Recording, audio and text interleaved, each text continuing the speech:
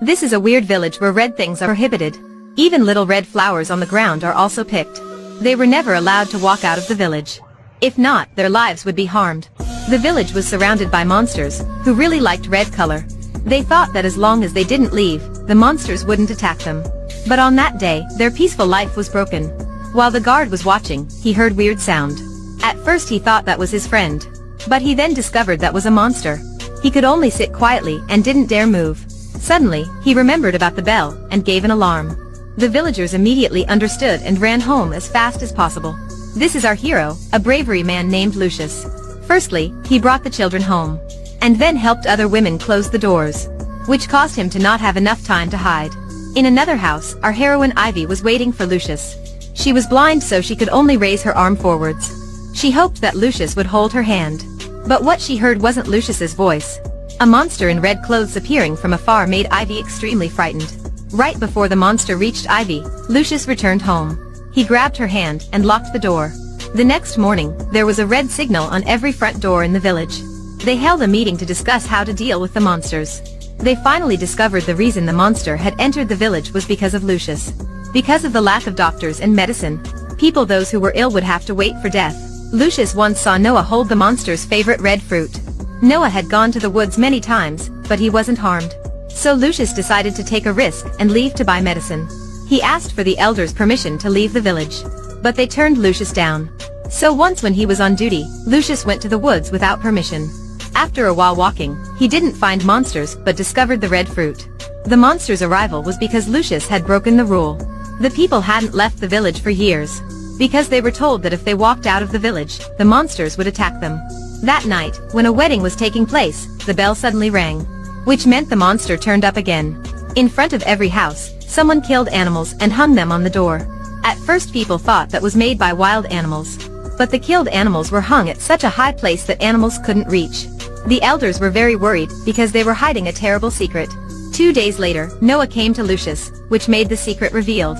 Noah said he wanted to talk to Lucius. Lucius understood that he wanted to talk about his marriage. The three had known each other since their childhood. Noah had fallen for Ivy for years.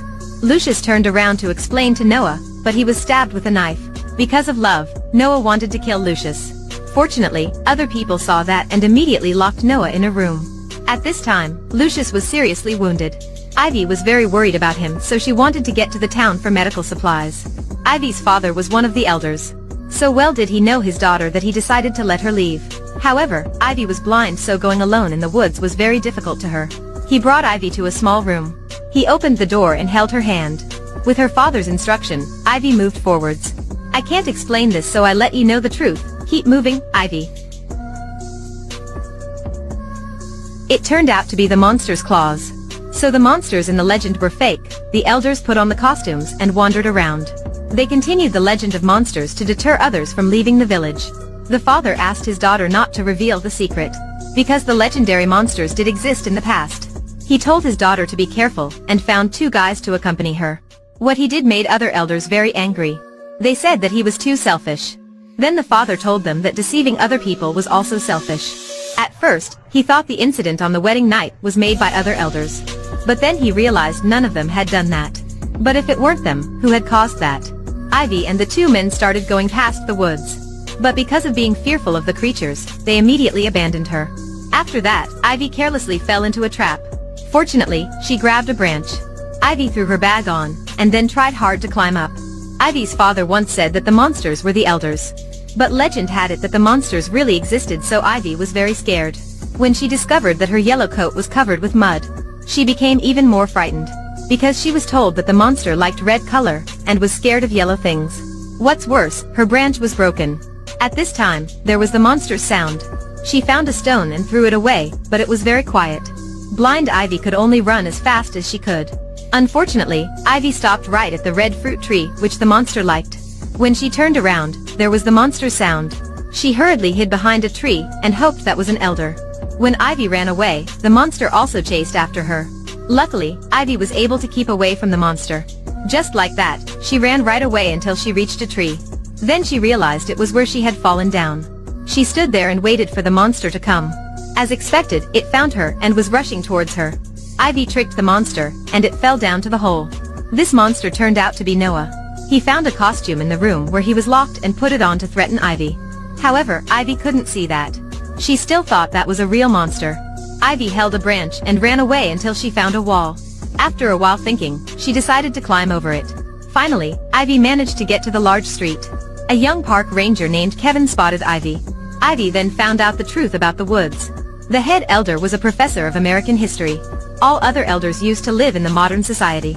But because they were deceived and lost their faith in human. So they held a meeting and together created an enclosed village. Based on the legend, they made up a story about the monsters. And hoped that their next generation would be able to live in love and peace. That's why Ivy didn't know anything about outside world. However, she didn't have a chance to know more. Because of being blind, she thought Kevin was from another village. Kevin returned to his office to get the medicine for Ivy. When being asked by his boss, Kevin just hid it. So the villagers lost the opportunity to return to modern society. After getting medical supplies, Ivy went back to the village. That Ivy had killed the monster made other villagers believe more in the legend. Lucius eventually survived, and the movie ended there. Will the hope of a world of love and peace come true? The director gave us a no. Do you remember the two guys accompanying Ivy? They were Lucius's good friends and were helped by him. But in danger, they left Ivy alone in the woods to keep their lives. What had happened to the elders still happened in this peaceful village. In the end, do you believe that there weren't monsters in this movie?